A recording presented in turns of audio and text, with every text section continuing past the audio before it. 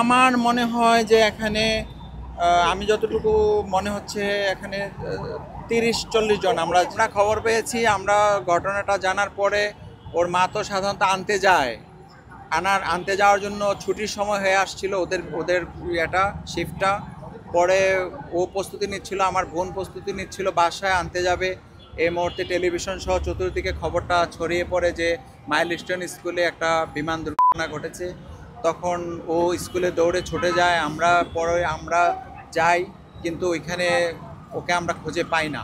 পরবর্তীতে একটা ফোন আসে যে ও এই বার্ন ইনস্টিটিউটে ভর্তি। ফোনটা হসপিটাল থেকেই দিয়েছে আর ওর বাবার ফোনে, আর ফোন নাম্বারটা মাহাতাব নিজেই দিয়েছে ডক্টরদেরকে।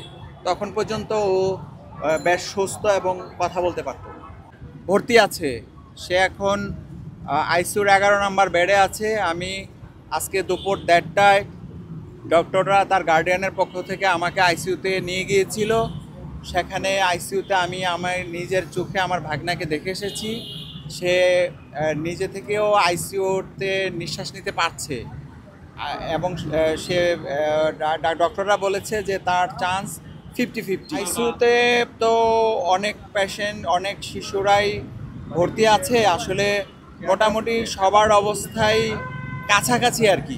আইসিইউতে যারা আছে সবাই কাছাকাছি কারো, হ্যাঁ, তবে কয়েকজনের অবস্থা একটু ভালো, ওদের 20% বা 25% বার্ন, তাদেরকে আইসিইউতে আছে, কিন্তু ওরা বেশ ভালো আছে। আমার মনে হয় যে এখানে আমি যতটুকু মনে হচ্ছে এখানে 30-40 জন, আমরা যেটাতে আমার ভাগনা আছে এরকম আছে, 30-40 জন হতে পারে।